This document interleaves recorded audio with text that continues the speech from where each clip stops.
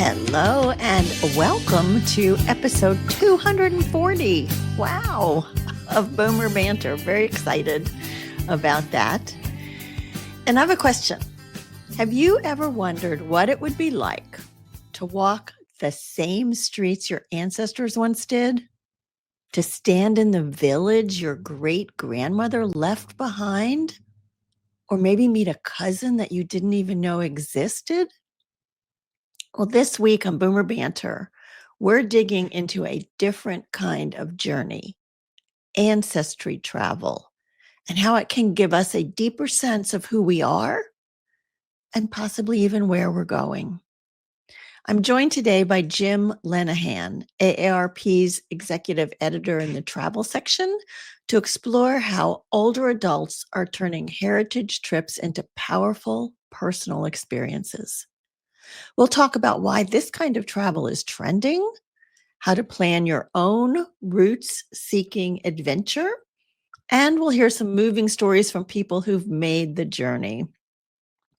Whether you've already traced your family tree or you're just beginning to wonder where your people came from, this conversation might just inspire your next great adventure and help you find a deeper sense of purpose along the way. Because for many of us, especially in this stage of life, purpose isn't something we chase. It's something that we uncover. And sometimes it starts by looking backwards. Hi, my name is Wendy Green, and I am your host for Boomer Banter, where we have real talk about aging well. And just a quick reminder that if you want to stay connected with us, if you don't want to miss any of the great guests that we have, the inspirational things that we talk about in the newsletter, go ahead and subscribe right now. Go to heyboomer.biz and click on Age Well with Us. I'd love to be connected with you. In fact, I got an email today from somebody who had just connected, and it was so great to hear from someone who really appreciates what's going on. So go ahead and join the community. All right, let me bring Jim on and introduce him to you all. Hi, Jim. Hi, Wendy. How are you? I am great. How are you? Good, and congratulations. So 10 more episodes, you'll be at 250. I know. Can That's you so believe exciting. it? It's amazing. That's so exciting. It is very exciting. Thank you. And because, that's something you do too. That's right. That's right. Outside of AARP, we're not talking about that today, though. That's okay. Yeah, so I want to talk about this ancestry travel. I know this is something that you have worked on before, and I'm wondering what are some of the trends that you're seeing around what we're calling ancestry travel? Yeah, so I think a lot of older people and retirees in particular, we can get that maybe a little later, but I think a lot of older people just in general start to get interested in ancestry in general. That just, sort of as you get older, you start to think about your own legacy, right? That you're going to leave behind. And then that makes you think about what was left or not left to you from say your parents or grandparents or what have you. How much do you know about them or you don't know about them?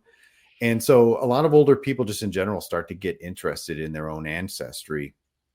And then that leads to, for a lot of people wanting to travel and sort of experience that. And this has been a real trend over the last few years. I mean, the interest, you might remember, there was sort of a boom of interest in it back in like the late 70s with the show Roots.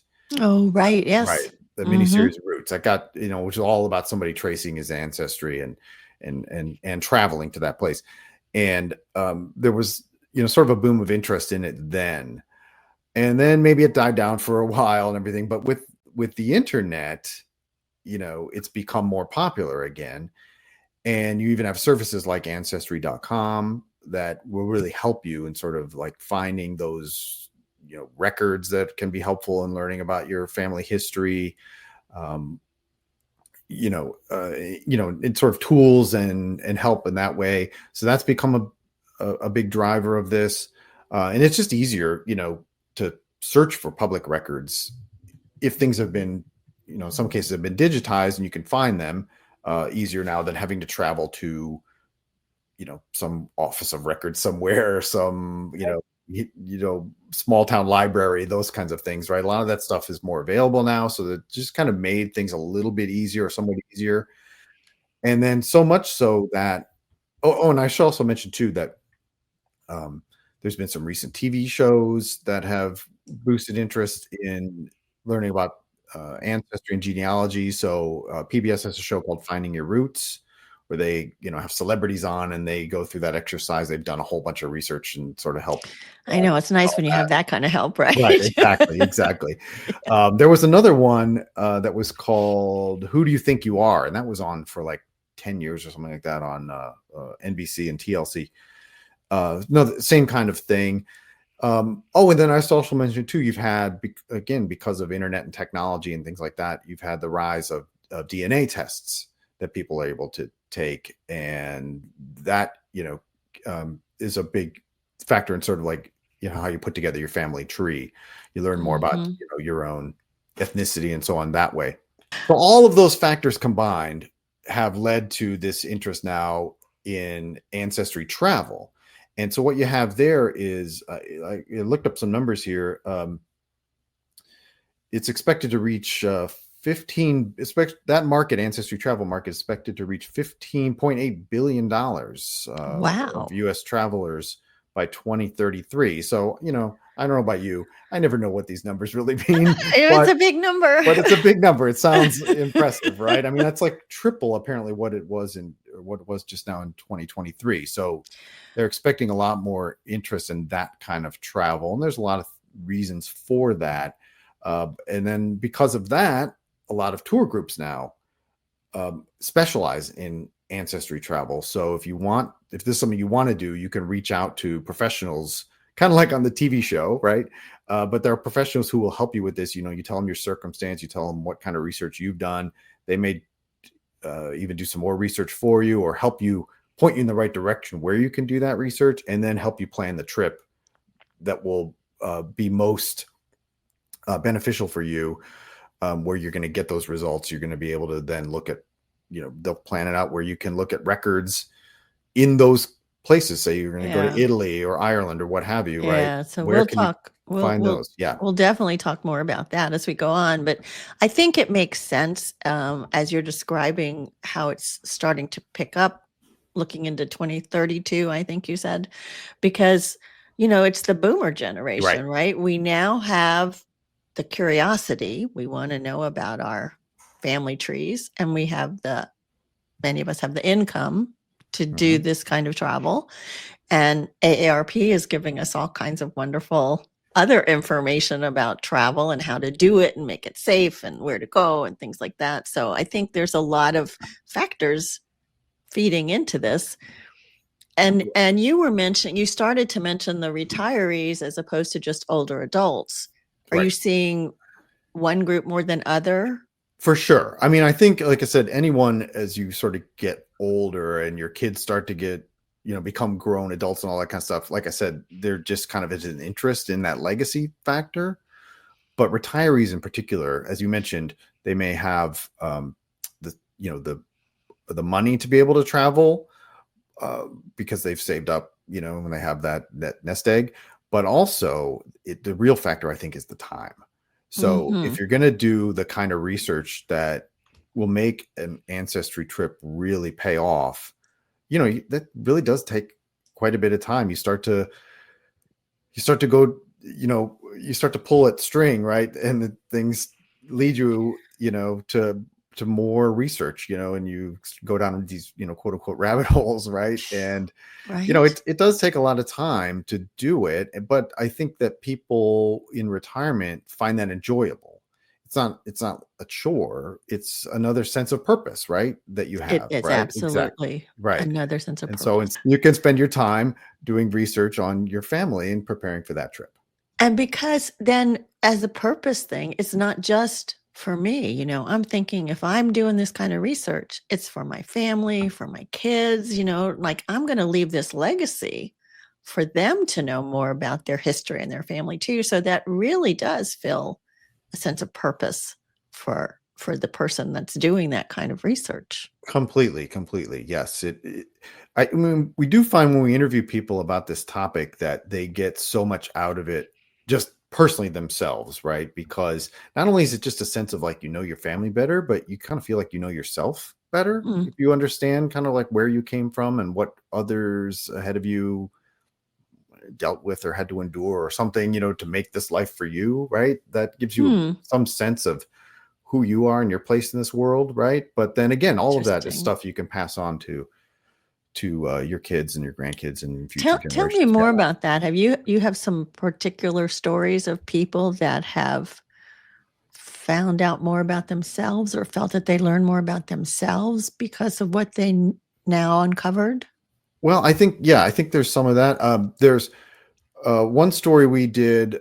This was some time ago, but we had one story we had where a writer, a journalist, who he knew that his family was from Norway, and so he made contact with a cousin from there, or sort of a distant cousin. When we say cousin, it can be 3 or 4 the times tree, removed. right? Exactly. The tree can get pretty wide here, but he had made contact with a cousin, been able to travel to Norway and more than once and visit this cousin, and basically their great grandfathers were brothers, so that's how they were related, right?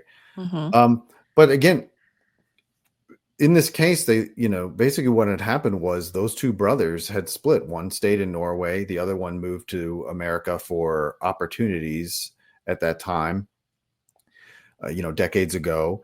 And so you do get a sense of yourself in what he said was, it could have been the opposite. Like he could have, right. If it had been the reverse, the brothers had each chosen the opposite path, right? Yeah. He would have grown up in Norway instead of the United States, right? So yes, it gives you this sense of like why you are where you are is because of the decisions that others have made before you, right? And then you meet this cousin who you probably didn't even know he existed at first. Right. Yeah, that's really cool. So through these kinds of trips, are family reunions happening that you have heard about? Well, that's actually a pretty amazing thing. We did a feature story in AARP, the magazine, last year specifically on ancestry travel, and we interviewed a number of people who had gone through that experience. And there was one woman. There were a couple of stories that were really interesting. One was a woman who lives in Indiana. So she traveled to Germany and she found a number of relatives there. So again, one thing I've learned from these various stories is it helps if you can locate a cousin. There's always like a cousin. It's like sort of at the root of this, right? And again, it doesn't have to be a first cousin. It can be farther on. But if you do enough research to find that one person who can really help you out, and in many of these cases, they get very excited about it as well, right? Yeah. So then, I mentioned this woman from Indiana. She goes to Germany. She had some communications with this distant cousin. The person, throws a party. They have a gathering, and then there's all these other distant relatives who get invited, right? So that that was one case. And what was interesting in her case was that she had done so much research. She says she spent 40 years researching her family tree. Okay. Oh my gosh. Now, obviously it was a hobby. Right. Right.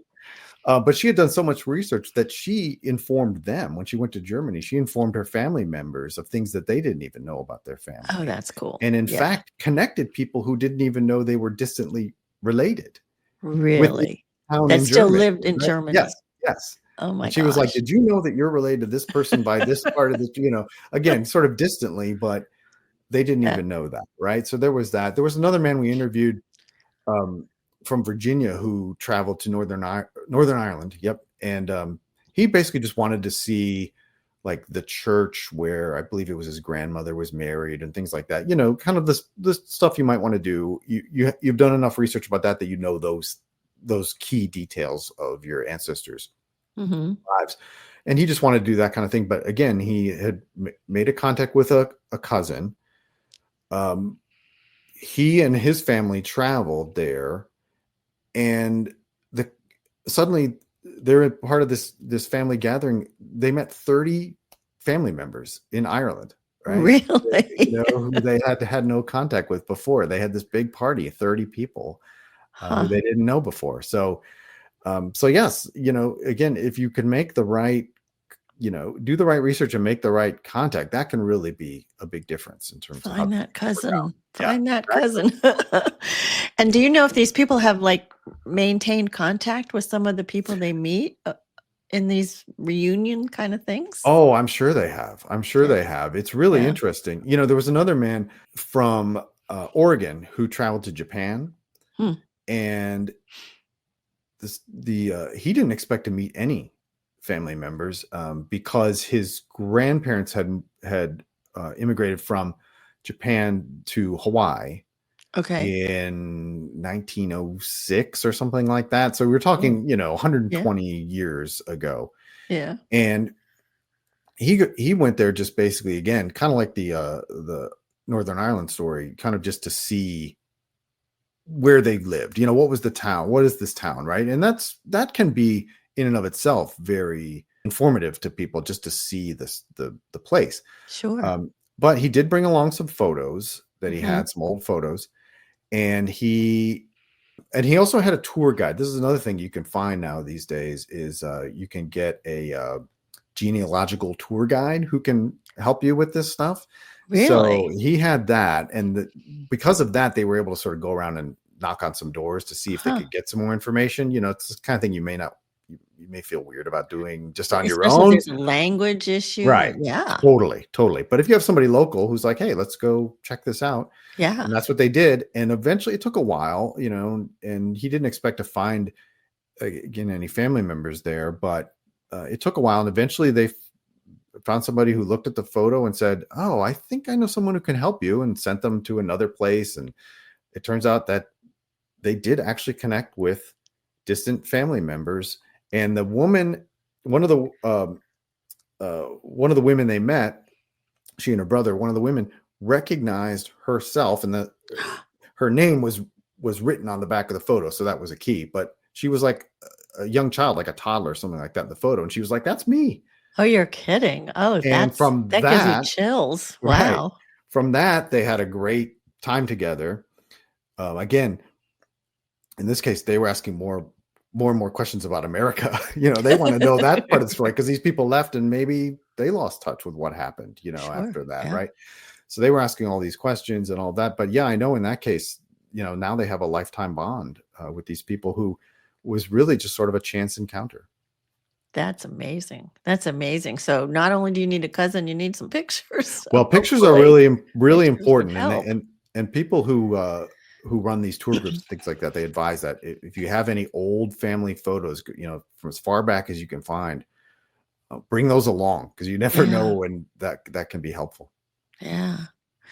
So these are great stories, but then I know there are people that will go on these trips and they hopefully will have an experience like that, but they end up not finding family. They just find locations, which is, I shouldn't say just, because that also is very meaningful. But I know in some of your writings, you have encouraged people mm, to moderate their expectations, or Right. how would you say that? We do say that. We do tell people that they need to keep their expectations realistic, right? Mm, So again, you may not be able to connect with family members when you go on an ancestry trip, but again, you may just find that seeing these places uh, can really give you a great sense of accomplishment from it, mm, right? So mhm.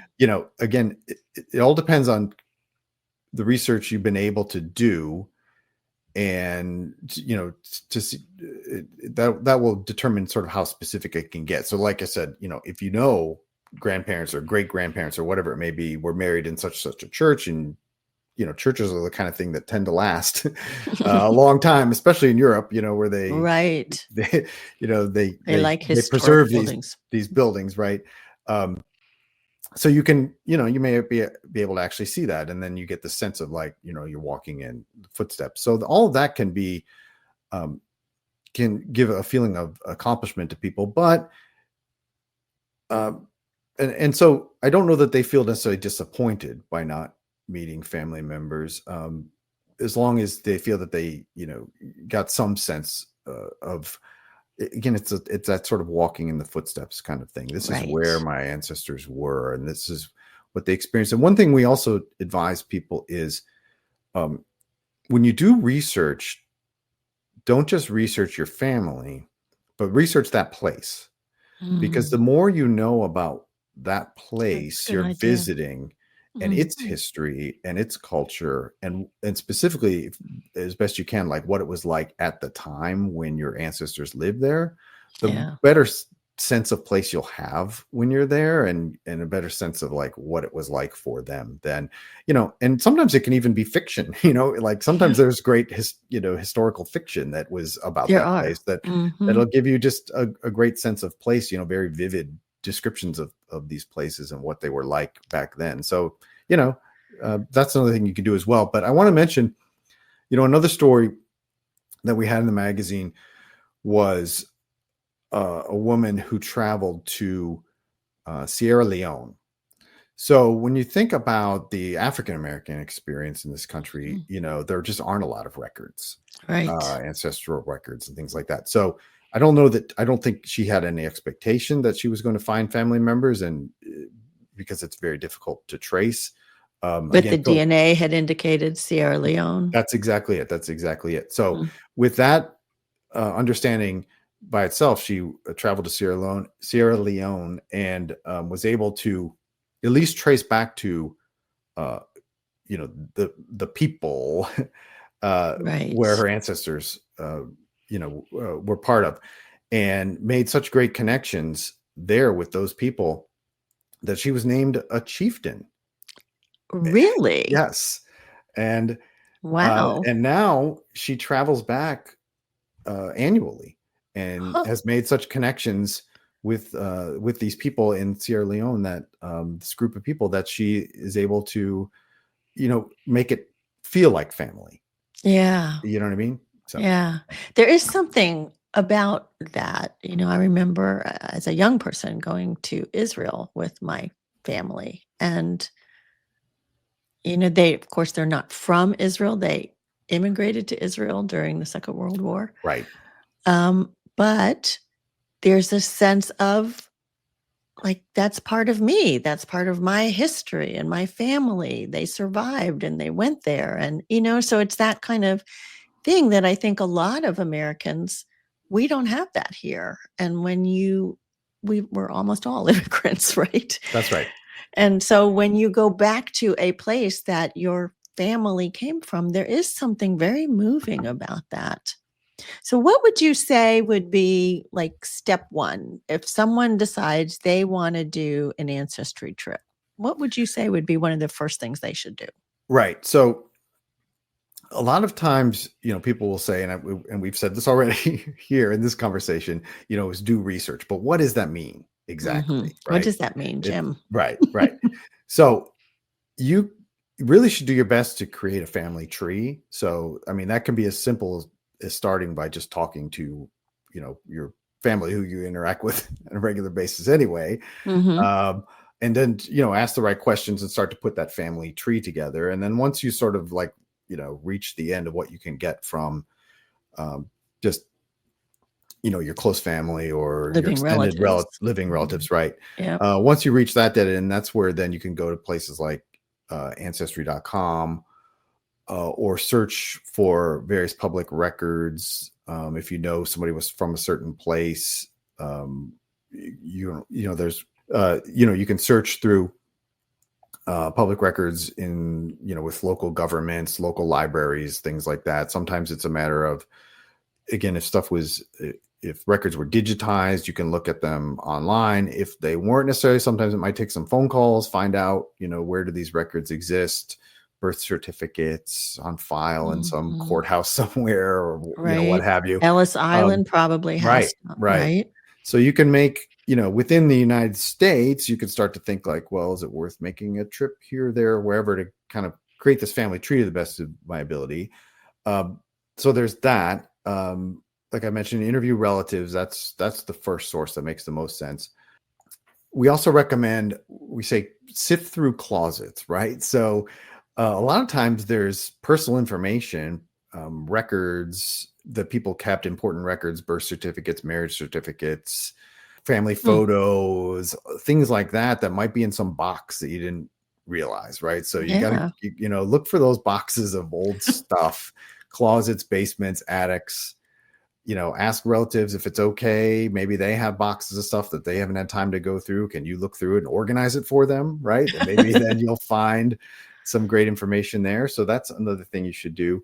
The genetic tests that I mentioned can, at least give you information on things like ethnicity and so on, that can give you some sense of your roots that maybe you didn't know. In fact, I'll just a quick aside here. Another woman who we wrote about in an upcoming issue of AARP, the magazine. We're getting a sneak peek. Yeah.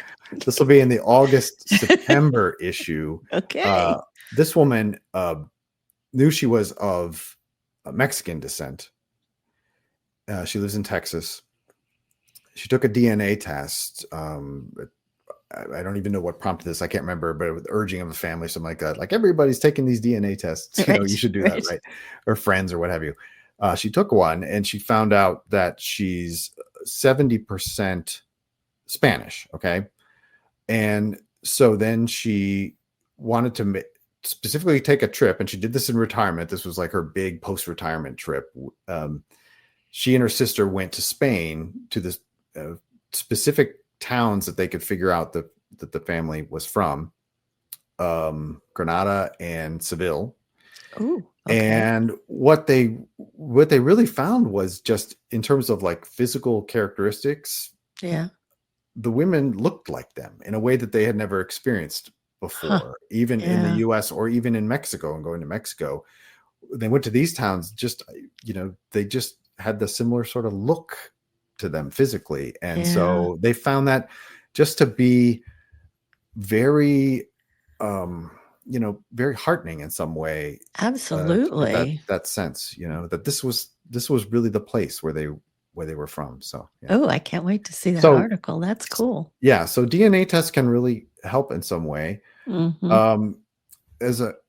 So all of that, as much research as you can do ahead of time, will really help. And then I mentioned, if you want to use a tour company, tell me more about that. How these tour companies work. So there's a number of those, and you can find them. You can Google for genealogical travel or ancestry travel, and you can find a number of these. And there are some that are even very specific. Like I mentioned, the woman who went to Sierra Leone, she used a company called African Ancestry. Like, they can get that specific, right?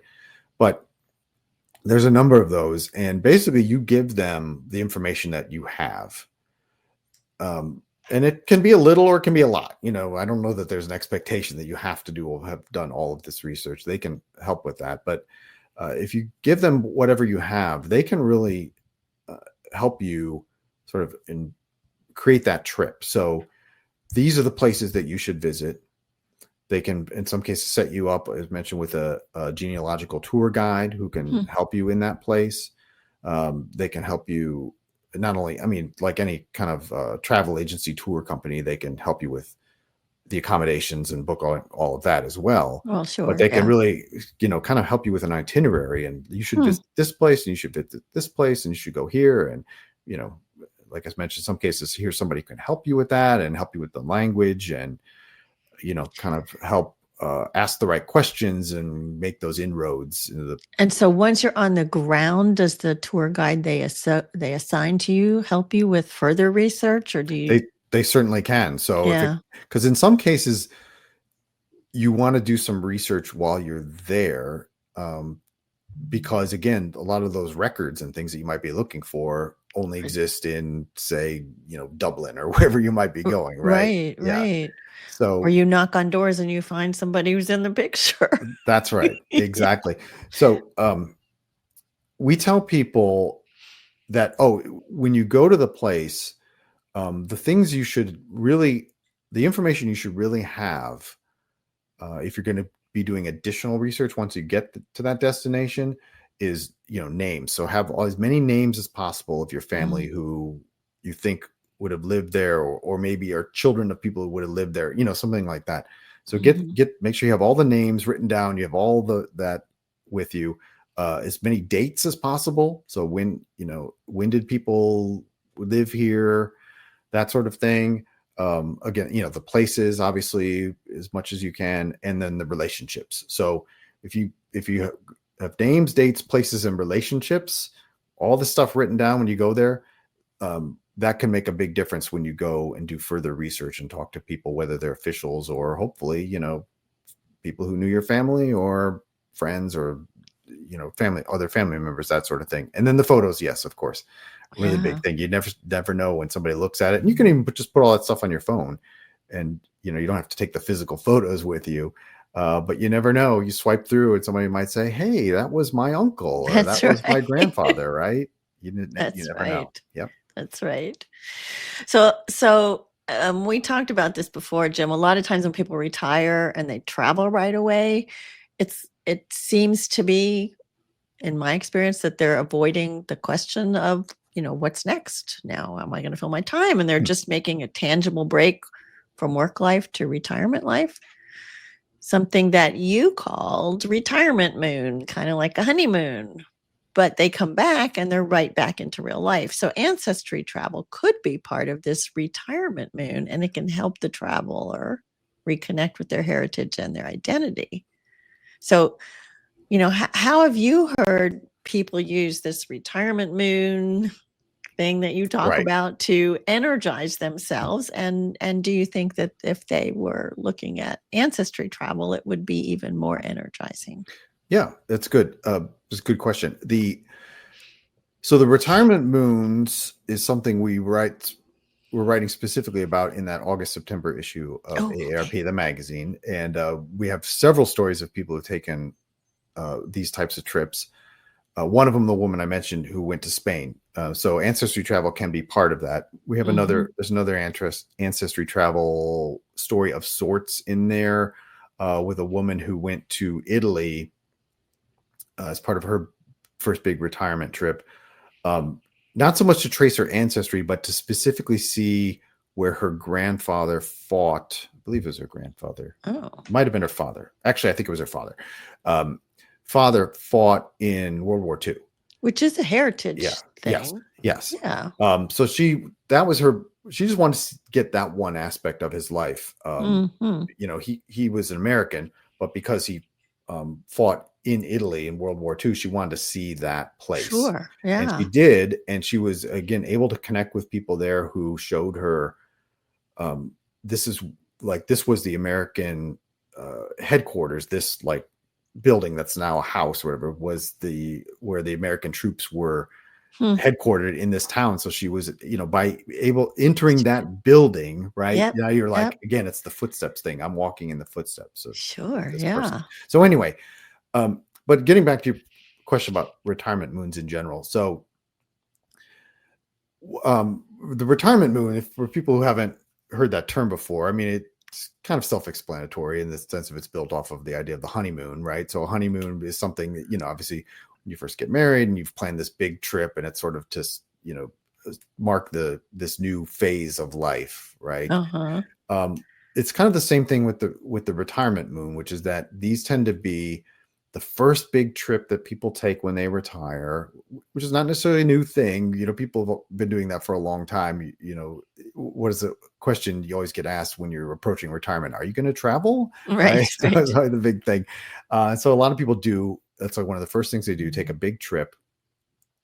And so the travel industry has now started to call this retirement moon, and sort of caters to that for people who are making those kind of plans. And they can be anything. So we're talking now, kind of about ancestry travel, and that's one thing that people might do. But, it can be, taking that road trip that you always wanted to take across the United States. It can be just, traveling to some exotic land that you I've always wanted to go to. It can be any number of things, right? Yeah.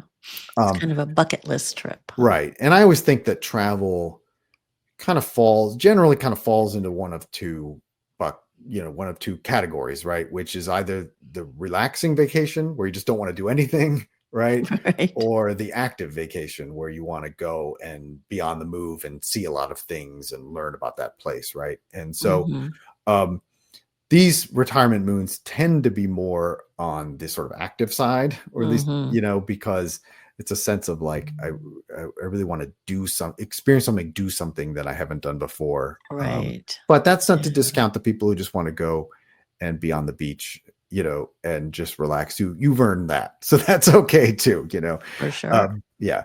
So, so yes, we are seeing that.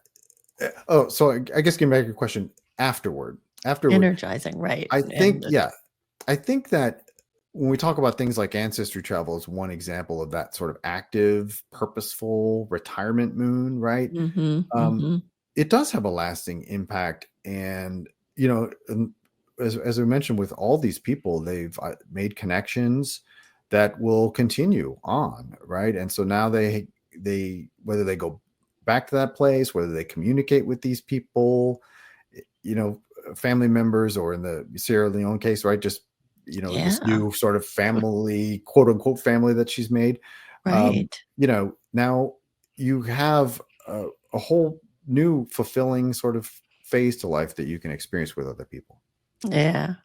All right. I want to have a little fun now. I want to ask you and me and our listeners, where might your roots take you if you were to do an ancestry trip today? Yes, right. So for myself personally, and this is something that I do want to do, and I haven't done it yet, and I kick myself a bit at now, having worked on these stories in not interviewing enough living relatives while they were living. I wish I had done more of that. And so anybody younger who's listening to this, do that while you can, because, absolutely, you may miss that opportunity. But certainly I would like to go to Ireland at some point. That's my family history. I have not done all of this research yet. I would like to do it, but to my understanding, it's the kind of typical American immigrant story, the whole Ellis Island and all of that.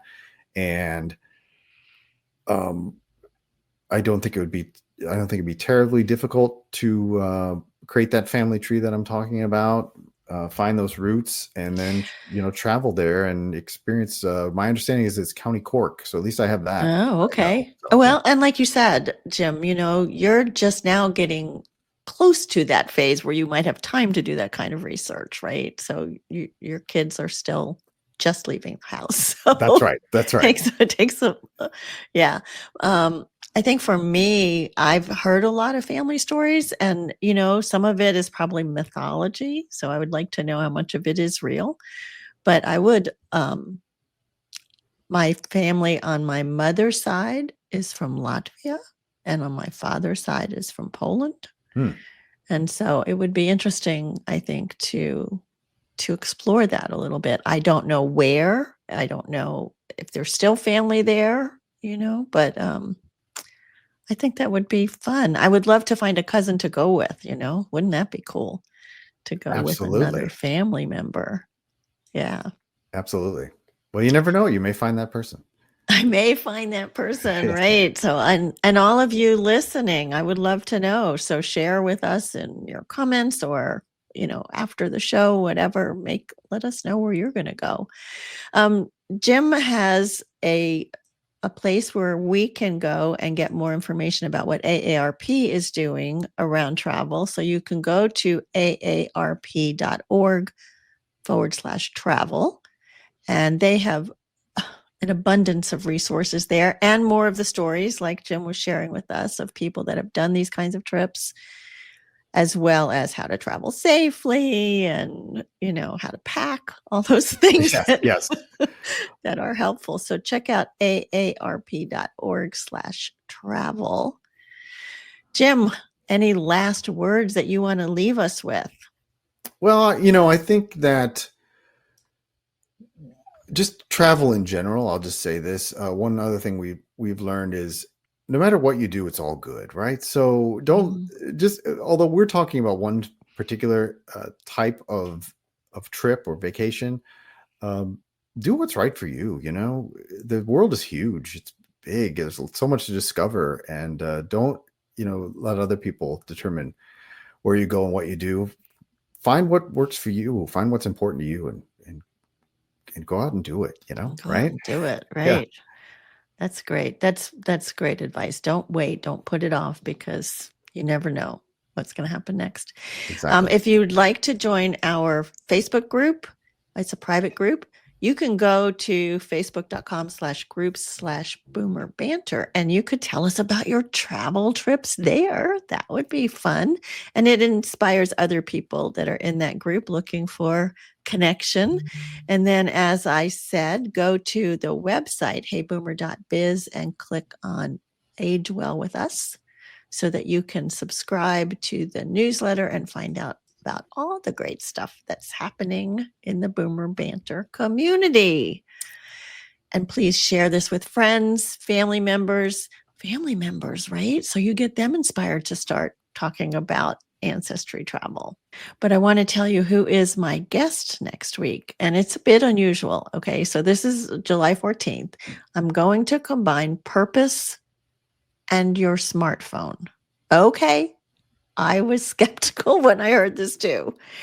But here's the story. Anne Goldberg, who will be my guest, was searching for work that would be fulfilling and give her life meaning.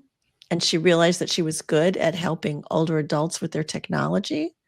So now she focuses exclusively on phones, both iPhones and Androids. And she even has a book coming out. So we're going to learn about how she found her purpose through work in her later years and pick up some tips on using your phone safely, avoiding scams.